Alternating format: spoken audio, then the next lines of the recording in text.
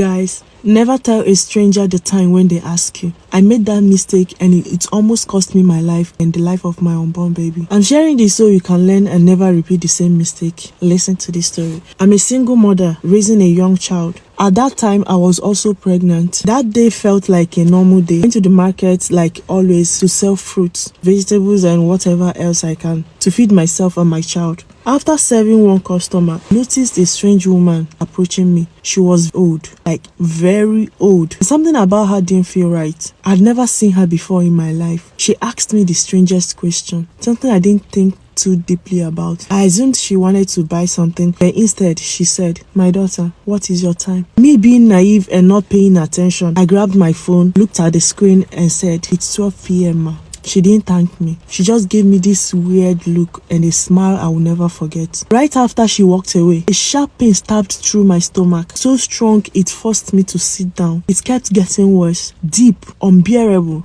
Fear washed over me. I quickly packed up and went home early. At home, I managed to cook for myself and my son, bathed him, read him a bedtime story, bathed myself and went to bed. Guys, why would I wake up at exactly 12 a.m. to something calling my name? At first, I thought I was dreaming, but when I sat up, I heard it again. Clear, loud, unmistakable. Someone or something was calling my name. Panic hit me. I didn't know what to do, so I started praying hard. But shortly after the voice called my name, the same sharp pain from earlier returned. Even worse this time. I didn't know what was happening. I held my stomach tightly, praying non-stop. I felt helpless, terrified. The next day, even though the pain lingered, I still had to go to the market to sell because I have a child to feed. At the market, the pain got worse. Even my customers noticed and they asked if I was okay. I lied and said yes. Then I looked up and saw her, that same old woman, the one who asked me, "What is your time?" She was standing across, just staring, no blinking, no expression, just this cold, dead stare that crawled into my bones. The pain in my stomach flared so badly I nearly collapsed. I looked away for a second, just a second, and when I looked back, she was gone, vanished, as if she dissolved into the air. I went home, confused and terrified. Then at 12 midnight again, I woke up to 3 loud bangs on my door. 3 slow, heavy knocks. Then my name was called again. But this time, the voice sounded wrong, distorted, almost inhuman. I sat up and switched on my flashlight. The banging stopped. I stood still. My whole body froze in fear.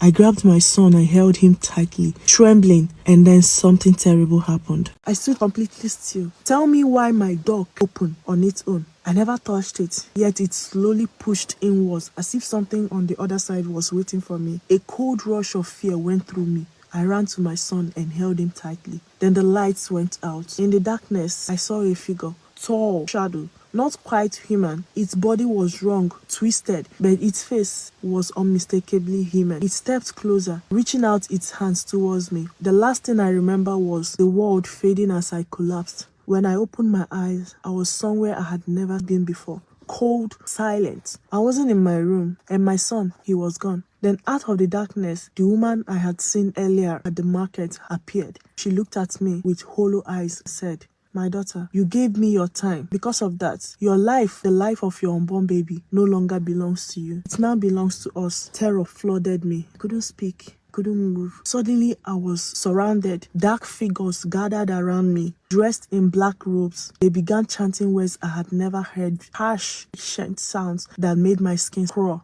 A burst of light in the room. Next to the old woman stood a creature, something monstrous, its body covered in dripping blood. She lifted her hand, pointed straight at me and said, "Your time has come. You and your unborn child are ours now. You are no more. You are now part of our world." And the veils covering the faces of the dark figures fell away and I froze. Every single one of them had my face. Dozens of shadowy versions of me staring back at me. Before I could scream, something called my name. And suddenly, I was back in my room. I woke up terrified. The next day, I ran to my neighbor and told her everything. She immediately called some church members and they prayed over me for a long time. And she warned me, "You should never have given that woman the time. And I should never have answered when my name was called from the darkness." I went to see my pastor. I told him everything. He prayed, gave me instructions and told me to fast a short fast because I was pregnant. I followed everything he said. Ever since then, I haven't seen that woman again. The pain I felt, gone. The nightmares, gone.